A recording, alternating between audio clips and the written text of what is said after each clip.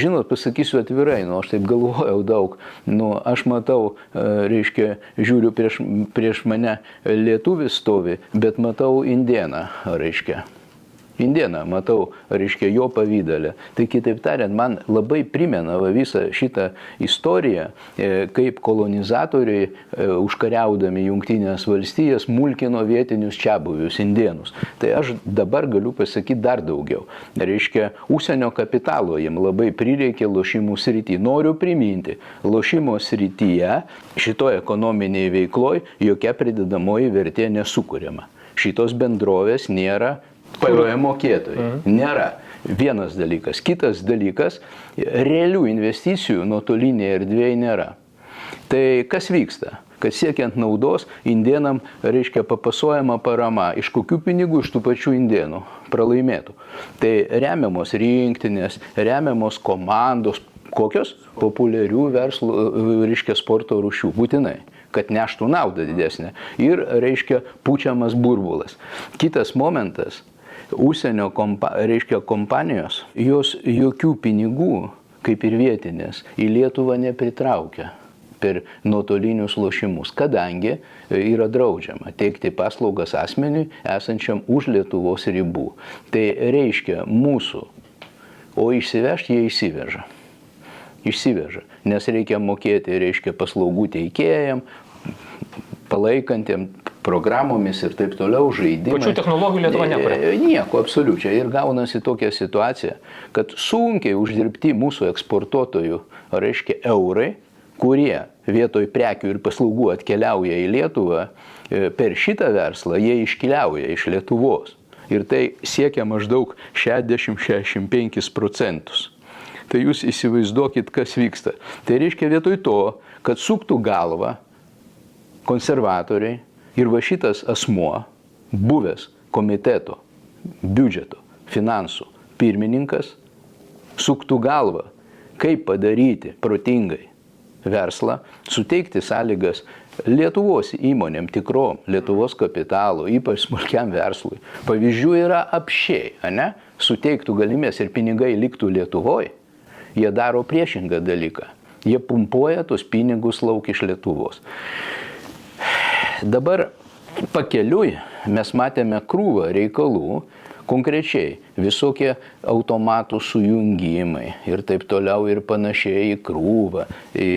Tai ne tokios valstybės, kaip sakant, kaip Lietuva, nuskurdus, žymiai turtingesnės, kaip Jungtinė karalystė, Vokietija, Nyderlandai ir panašiai, ar ne, B kategorijoje tokių reikalavimų netaiko, nes realiai šitas reikalavimas skirtas pinigų plovimo realiai prevencijai, ne apskaitai užtikrinti, prevencijai dėl plovimo. Tai sekundėlė. Ir netgi, jūs įsivaizduokit, netgi pandemijos metu, kai patys, reiškia, iš biudžeto skyrė paramas įvairiom bendrovėm, reiškia, kad išlaikyti jų veiklą, ką jie daro. Jie reikalauja tave įgyvendintą reikalavimą net pandemijos metu, kai tu sustabdytas pusę metų veiklos nevykdai. Jūs galite įsivaizduoti, iki kokio lygio daeita. Tai va šitam Majauskui taip buvo rašyti 2 raštai. Ir visas skandalas, kuris įvyko dėl to, kad buvo domimasi ta prasme, nes iš jo atsakymo nebuvo gauta 2 kartus. Ir buvo paklausta pas žmonės tiesiog paprasčiausiai, ar bus kas nors daroma ar ne, kad, reiškia, sustabdyti šitą įgyvendinimą, nes matėm rodiklius, baisius rodiklius. Baisius rodiklius pandemijos metu. Nu, rodo diagramą jūsų, kaip smigo, reiškia, B kategorija į dugną. O nuotoliniai pradėjo... O nuotoliniai žiauriai kilo. Tai jie visiškai nieko absoliučiai, nei ministerija, sekundėlę, nei ministerija, nei lošimų priežiūros tarnyba, nu puikiai žinodami, kokia yra situacija, nei pati ta vyriausybė, Šimonytės, nieko iš vis nedarė. Jūs galite įsivaizduoti, kaip jie laukia, kad tu pabaigtum veiklą. Sąmoningas vėlgi kaip jie laukia, kad tu pabaigtum. Dabar žiūrėkit dar toliau. Nu, šiuo atveju, nu pažiūrėkim, kas didžiausias darbdavys yra ir kas gauna didžiausias pajamas. Tai akivaizdžiai, kad ne nuotoliniai lošimai. Nieko iš vis Lietuvoje nesukuria. Absoliučiai nieko.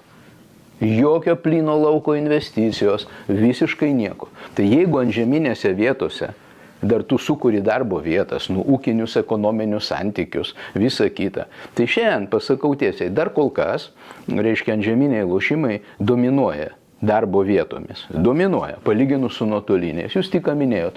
Tai Party Casino atėjo 3 darbo vietos, taip? Majausko pirmi metai arti 300 darbo vietų prarasta. Ir 3 darbo vietos sukurtos. Man tai patinka, suprantat? Kabutės. Taip, man patinka. Tai aš prie ko vedu? Tai gal iš tikrųjų pagalvoti reiktų, kas čia ką daro, nes tai yra akivaizdus kenkimas, reiškia, Lietuvos Respublikai, visiškai aiškus. Tai dar noriu pridėti vieną aspektą. O aspektas yra tas, kad, reiškia, per labai gudrų, jie įsivaizduoja, kad gudrų, nes jie turi iš tikro pinigų ir turi, kaip sakant, didelės galimybės, veda visuomenę, veda politikus į tokį gąsdinimą labai stiprų ir tuo metu jie slepia finansinius reikalus. Finansinius reikalus, jie kiša jos po kaldrą, tos finansinius reikalus jie nenori ir viskas, kai eina bendrai, va taip, azartiniai lošimai, ten loterijos, nieks nieko nemato. Bet tai truputį gal pasigilinkim giliau, pažiūrėkim, kas ten po šitais lošimais ir kas po loterijom ten padėta yra po tą kaldrą. Va, nes dabar yra ištisas rūpestis, buvo, reiškia, visuomenės sveikata. Bet jau tas arkliukas jau pražuvo, bet ant tos bangelės buvo padaryta labai daug darbų, kaip sugriauti verslą. Žiauriai daug. Atsimenat tautos išmintį. Barė tėvas sūnų ne todėl, kad lošė, o kad bandė atsilošti. Ir kai jie bando atsilošti, ima paskolas, pardavinėja šeimos turtą, lieka šeima skolose, galų gale baigėsi baisiniam depresijom, dar prisideda narkotikai, alkoholis ir pagaliau savižudybės. Pasianalizuokim kitus atvejus. Mes apkalbėjom Mykolo Majausko iniciatyvas, kuriomis jis iš esmės stiprino tą patį monopolio, ne, tą patį Top Sport ir kitų dviejų Olibet ir Bet. Aš tai kitaip sakyčiau, žinokit, papildyčiau jūs, ne tik jų dominavimą, be abejo kriminalinį, bet jisai darė tą, kad užsienio kapitalas dominuotų, suprantat? Jisai darė viską, kad iš Lietuvos būtų išpumpuota kuo daugiau pinigų. Štai ką jisai darė. Ir dar kas įdomiau, sekundėlę, ir įdomiau yra dar įdomumas pats, kad, reiškia, mokesčius nustatęs visi vienodus, vieniem jie buvo labai maži, taip, tai mes matom dabar iš pasiūlymų progresinę mokesčią įvesti, kur kalba eina pagal pajamas, reiškia, nuo 20% iki 60%. Reiškia, lošimo mokestis. Tai mes truputį skaičiuoti mokam, kiek prarasta pinigų yra, ar ne, ir mes skaičiuojam, kokio masto pelningumai yra konkrečiai nuotoliniuose lošimuose. Jis siekia virš 50%. Jis toks, kad yra, sakykime, pelno ataskaita už praėjusius metus, mes ten turime pelną nuotoliniuose lošimuose. Apskritai, azartinių lošimų rinkoje yra 40 milijonų. Pelnas. Jau čia yra pelnas, taip. Pagal paskaičiavimus, iš jų 38 milijonai koncentruojasi 2-3 bendrovių rankose. Kitas pavyzdys yra vieša ir vieno iš, sakykime, pagrindinio, ypač nuotolinių rinko operatorius, tai Top Sport metinė ataskaita, veikla. Iš jos matome, kad jų pelno marža yra virš 50%. Narkotikų biznis. Absoliučiai, ta prasme. Ką mes matėm iš pelno rezultatų. Jo, tuo pačiu metu, pakalbėkim ir iš kitos pusės, mes nebūtinai turim žiūrėti vien tik tai į pajamas. Nes, pavyzdžiui, ant žeminių lošimų, konkrečiai lažybų punktų ir salonų, tai jūsgi skaičiuot turbūt mokat. Jeigu vidutinis, reiškia, lažybų punkto pajamingumas 9 000 per mėnesį, 3 žmonės turi dirbti, nuomą turi mokėti, komunalinės paslaugas, lošimo mokestį 20%. Tai kaip jūs įsivaizduojat, kiek nuo lošimų lažybų punkto 9 000 lieka? Ką? Tai aš galvoju, lieka tik sprendimas, kaip jį uždaryti. Vot ko jie ir siekia. Dabar automatų salonas, 13 tūkstančių. Tai jūs įsivaizduokit, minimum 10 automatų turi dirbti, taip. Uždėjo jisai 20%, taip. Dabar 766 eurai vidurkis. Tai mes galim paskaičiuoti, 3-4 žmonės dirba, tai tu sudedi ten nedidelį tą įstaigėlę, skaityk, kad jos jau nėra. Tai čia visą tą reikia suprasti, ką jie padarė. Reiškia, tuo pačiu, reiškia, kaštai visi padvigubėjo. Pasakysiu, visi kaštai padvigubėjo, jūs įsivaizduojat, per tą laiką. Tai tuo pačiu metu nuotoliniuose visiškai kita kaštų struktūra. Ir žymiai efektyvesnė veikla. Tai aš šiandien jau nesuprantu nieko. Tai gaunasi, tu investuoti praktiškai nieko, realiai neinvestuoji, tu unifikuotą įrangą, o tos užsienio kompanijos atsiveža, reiškia platformą, visą kitą, jau senai viskas aišku, kaip sakant, jokių čia realių kažkokių stebuklingų investicijų nėra, sumokėjo 500 000, dabar pagal naują tvarką ir varyk, pumkok pinigėlį, nieko daugiau nereikia.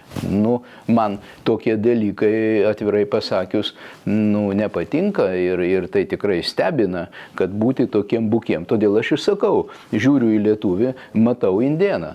Atsiprašau, bet truputį galvot reikia su galva. Tai manau, kad turėtų būti rimti pasisėdėjimai, rimti pokalbiai, ką toliau, kaip sakant, ir kaip daryti. Aš norėčiau vis dėlto atkreipti dėmesį ankstesnės mūsų laidas ir mes tose laidose kalbėjom ne tik apie Majausko klaidas, kurios nuosekliai naikino tuo nuosaikų sektorių. Pavyzdžiui, mes kalbėjom apie reikalavimą, jūs jau minėjote, apie reikalavimą sujungti lošimų įrenginius į vieną sistemą. Tai vėlgi, ta iniciatyva atsirado, jeigu neklystu, tarsi 17 metais ar netgi anksčiau tos idėjos pradėjo sklaidytis. Tai vėlgi, tas pats vienodas reikalavimas visiems, vėlgi, nuosaikiausius jis labiausia prispaudė, nuotoliniams, tiems, kurie didžiausias rizikos lošimai, tai jokia problema. Ne tik nuotoliniam, kategorijos, antžeminiam lošimo namam. Ką mes ir matėme. Taip, bet mes dar nepakalbėjom apie kitą dalyką, kad lošimo namuose naudojami A kategorijos automatai, jie iš visų gamyklų išeina su SAS protokolu, suderintų pasauliniu mastu. Ir skirtas jisai dideliem laimėjimam ir dideliem labai statymam identifikuoti. Operatyviai, reiškia. Sujungus automatus. Dėl plovimo prevencijos ir terorizmo finansavimo. B kategorija, tas visiškai neturi? Tai taip, 50 eurocentų maksimaliai gali pasakyti, 100 eurų gali laimėti. Tai prie ko vedu? Vedu prie to, kad mes matėm, kokie net pajamingumo rodikliai 2200 ten ir 766 eurai B. Tai trigubai skiriasi pajamos. Lygiai tas pats variantas, kadangi nėra gamintojų šitų sistemų Lietuvoje, taip, o automatų tūkstančiai, virš 3000, o vienai bendrovėje priklausė tuo metu 1700, jūs galite įsivaizduoti, koks tai krūvis instaliuoti į mašinas, kurios iš viso pagal projektinę medžiagą net nebuvo numatyta. Tokią invaziją daryti į jas, nes jų praktiškai nėra niekur Europoje, beveik. Tai aš matau, ar nebent perdaryti A kategorijos automatai. Tai ir pinigus pervesti į vakarų gamyklas. Pandemijos metu, jūs įsivaizduokit, tai nėra kažkas tokio padėti žmonių sveikatai, pirkti dezinfekuojančias ar apsaugos priemonės nuo COVID-o. Tai yra visiškas absoliutus nesusipratimas. Tai tuo metu, reiškia, A kategorijos automatų buvo 500 eilės, ar ne, o B automatų 3700 eilės.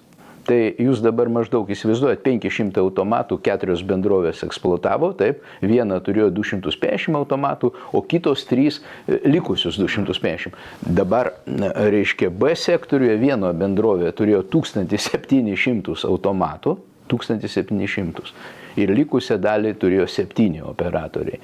Tai, man atrodo, klausimų nėra, kokie čia buvo tikslai.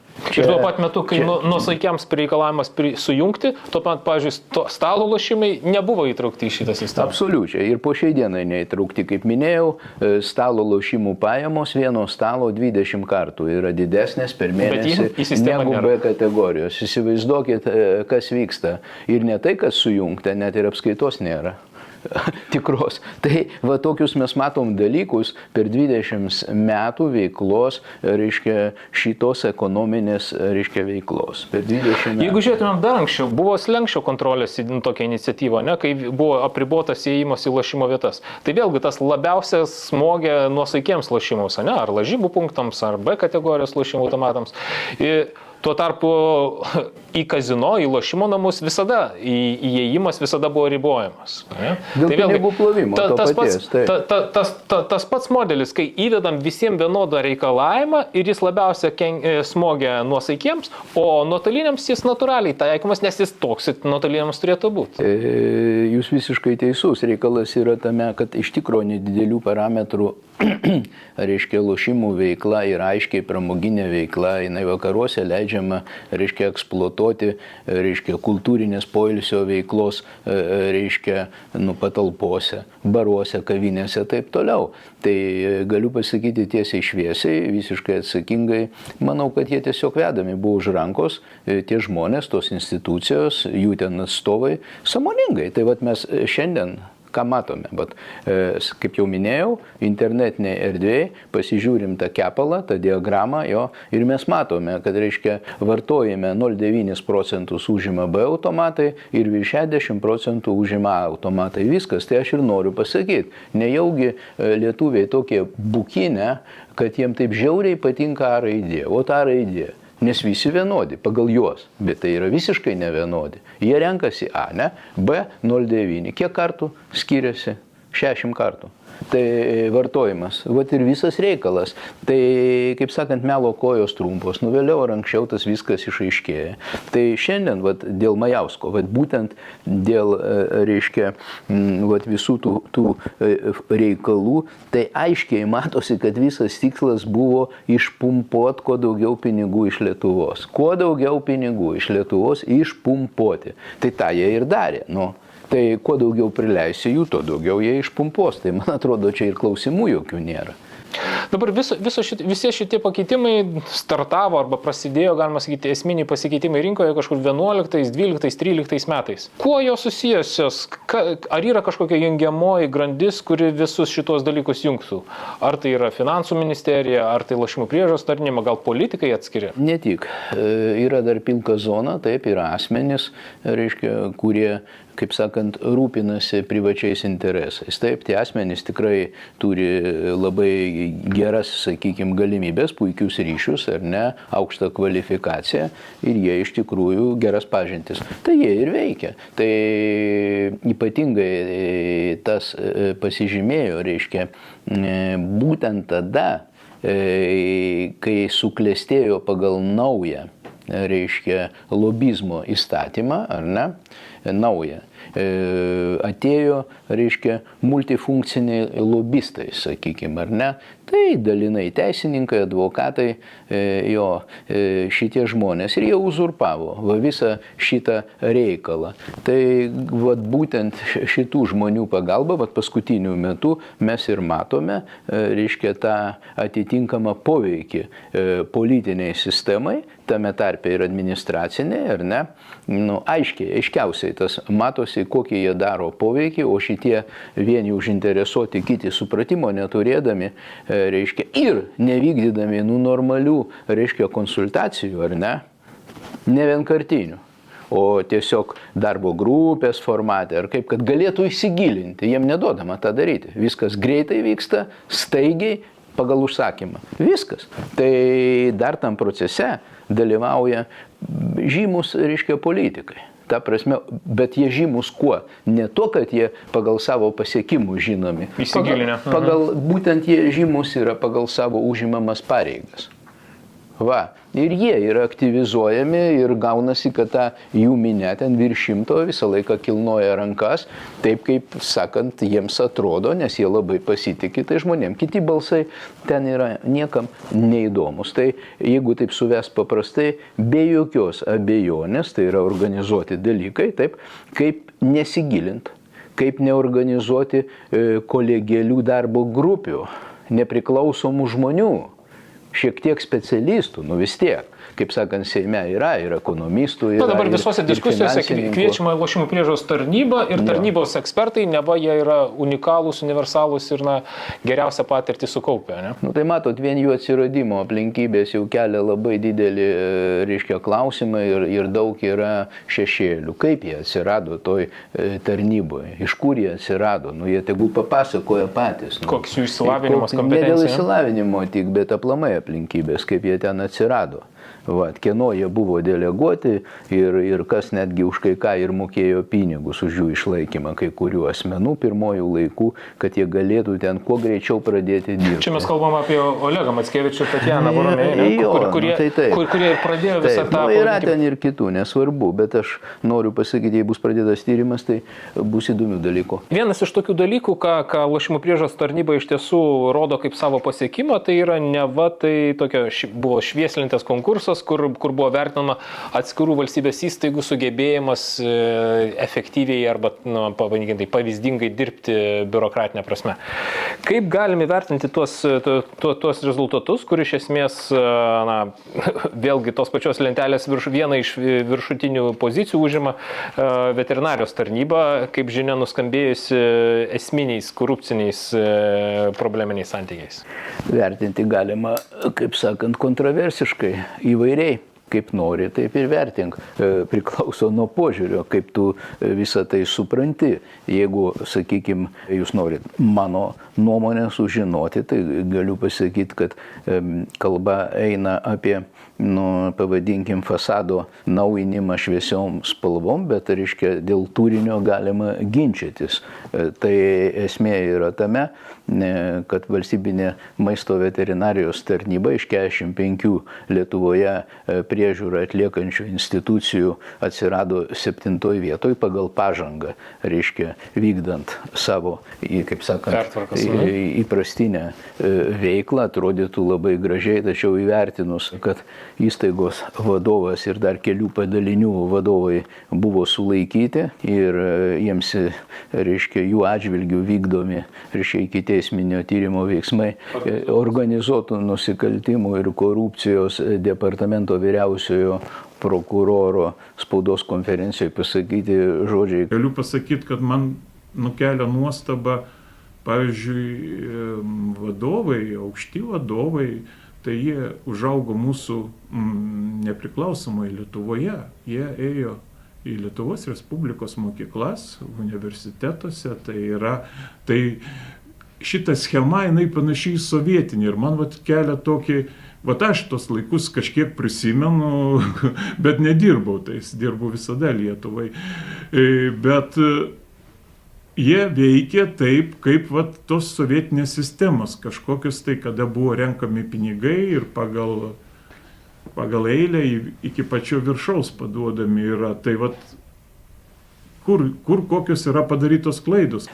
Šitos institucijos vadovai, nežiūrint to, kad jie nepriklausomai Lietuvoje mokėsi, baigė mokslus, išaugo, veikė lygiai taip, kaip tarybiniais laikais, kaip sakant, nuo pačios iki viršaus nešiojo pinigus, tai nėra nei pažangus, nei šiuolaikiški. Taip galima vertinti jo pasakymą ir iš tikrųjų manau, kad ekonomikos inovacijų ministerija šiuo atveju neturėjo visiškai net vertinti šitos institucijos, kol vyksta ikiteisminio tyrimo, reiškia, veiksmai.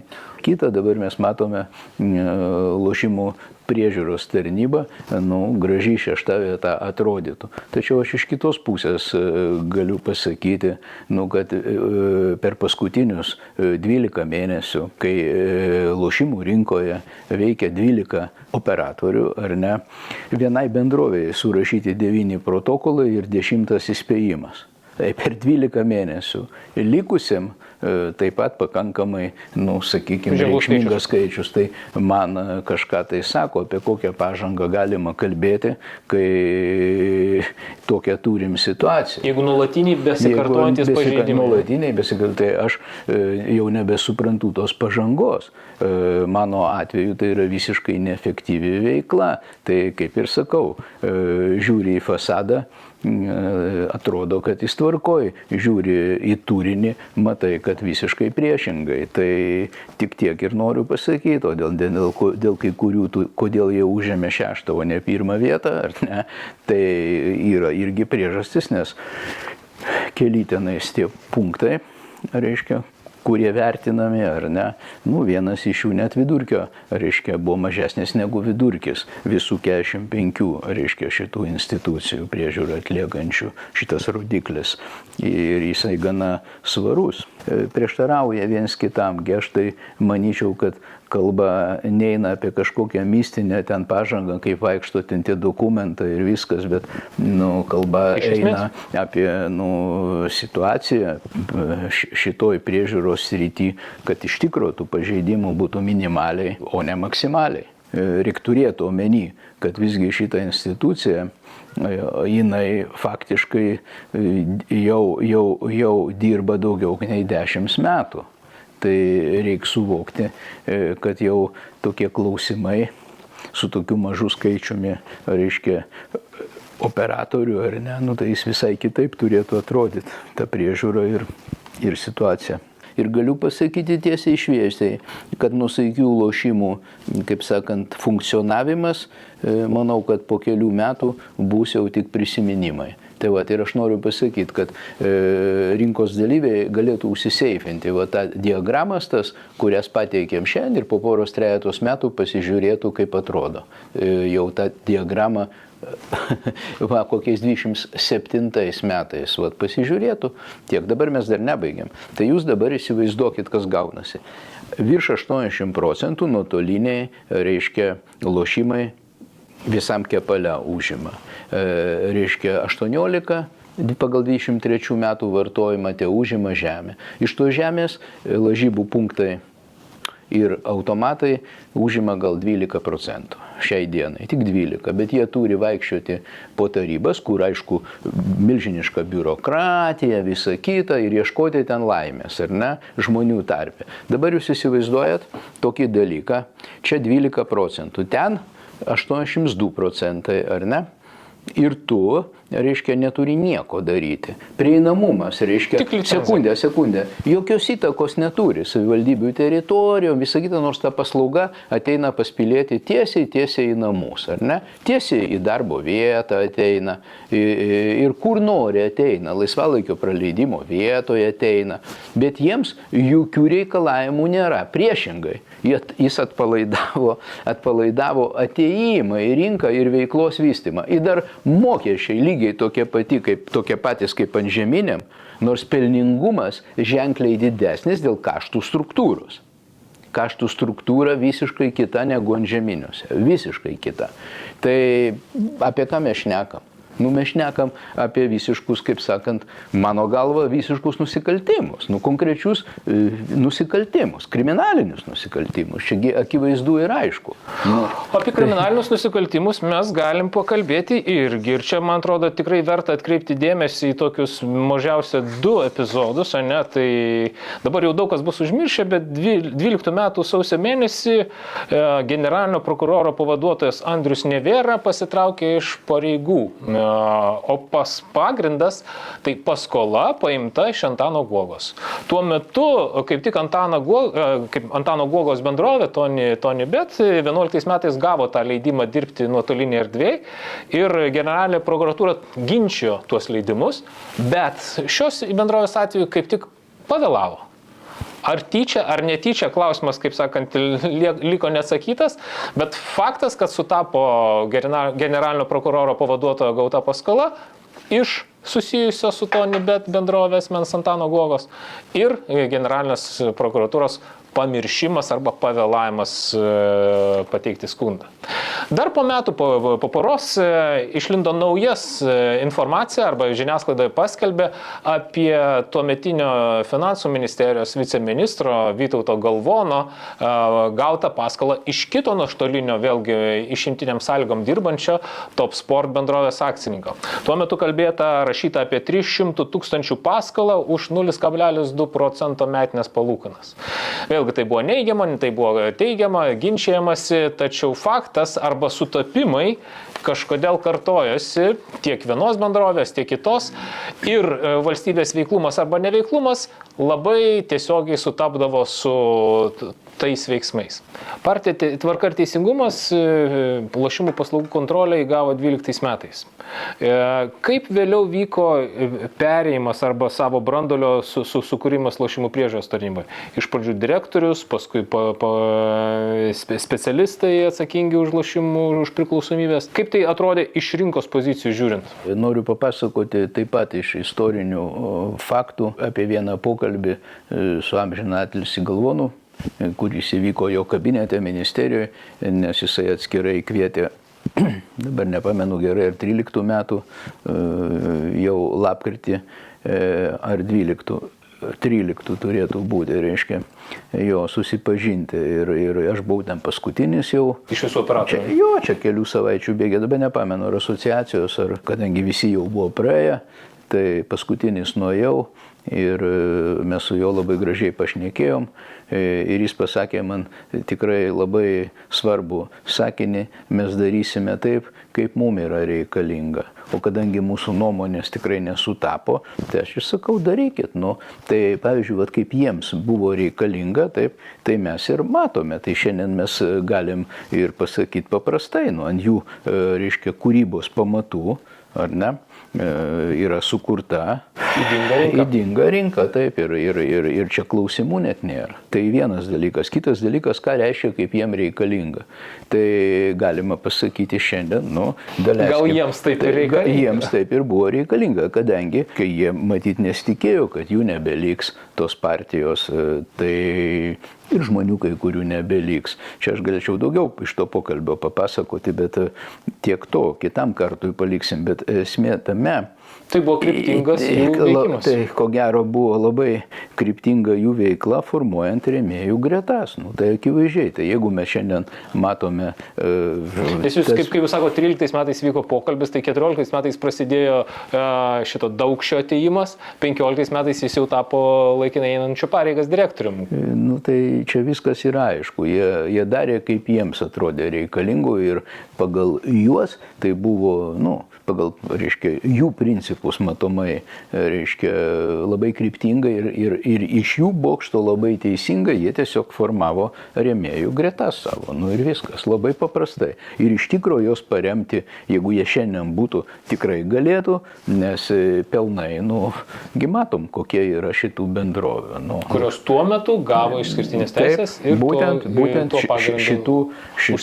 šitos partijos pastangom. Taip. Tai yra de facto, tai yra akivaizdu, tai yra dokumentai, taip, posėdžių, stenogramos ir taip toliau, kur visiškai prieštaravo blaiviam protui, absoliučiai.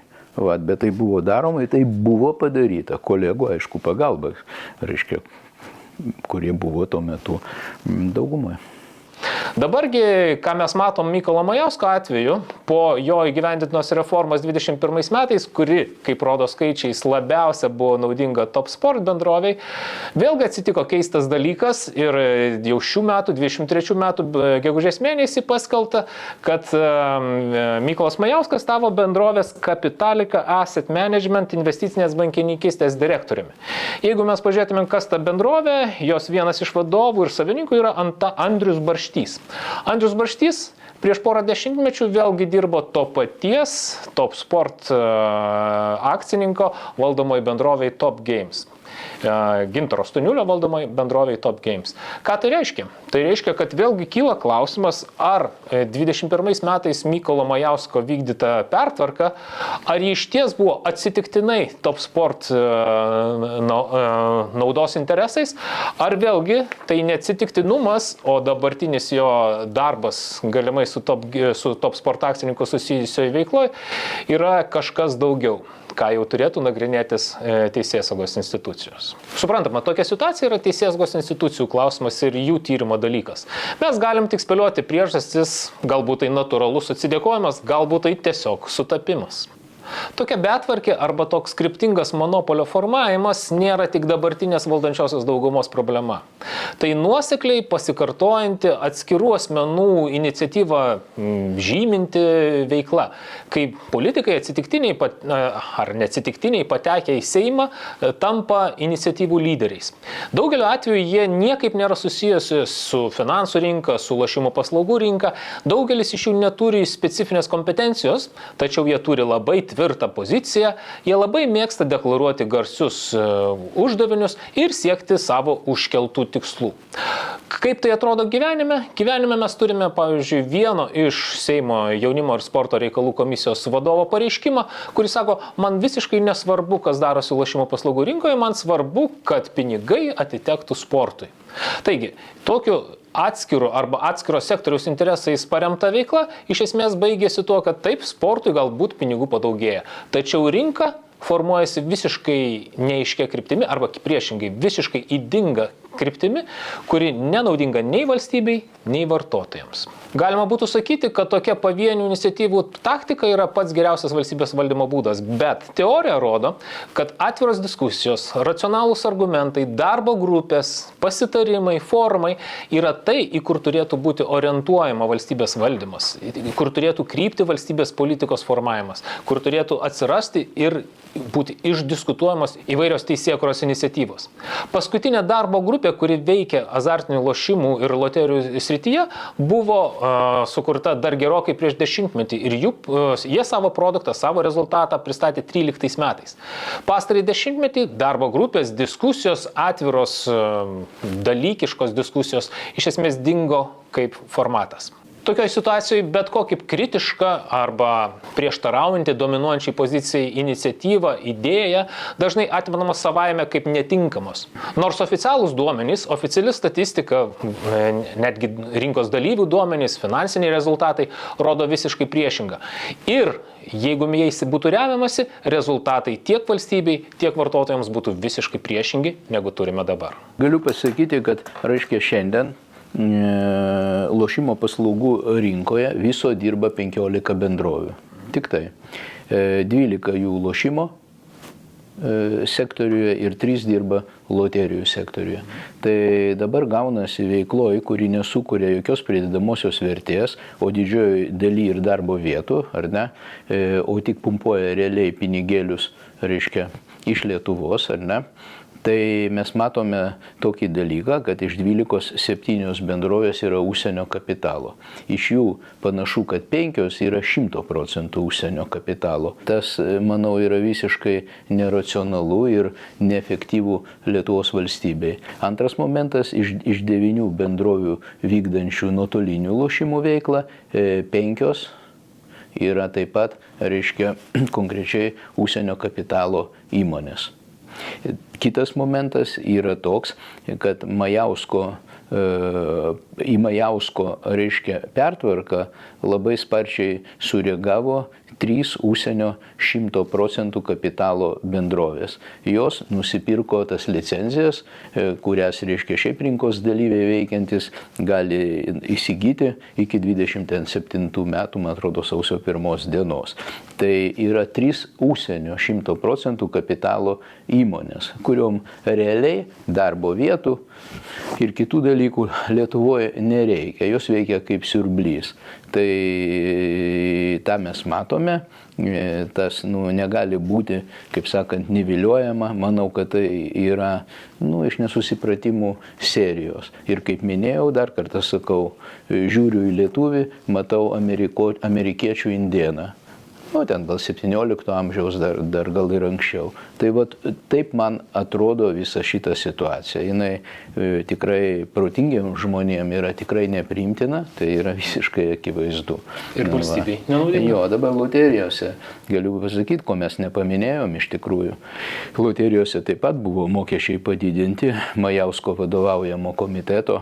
Ir mes daug kartų rašėm, kad jeigu vienodai bus didinami mokesčiai loterijų rinkoje, kurią uzurpavę turi 2 susijusios bendrovės, taip, konkrečiai Euroloto 25% ir 75% Olifėja susijusios, tai mes turėsime tokį vaizdą, kad likusios dvi mažos bendrovės, ar ne, jos nutrauks veiklą, kadangi negali pakelti tokio lygio mokesčių didesnių, sakykim, jau joms kritinių, o tuo pačiu metu, reiškia, Olifei ir Euloto, jos visiškai tie mokesčiai pakeliami, nes jos dominuoja užėmusios visą rinką. Tai mes tą ir pamatėm.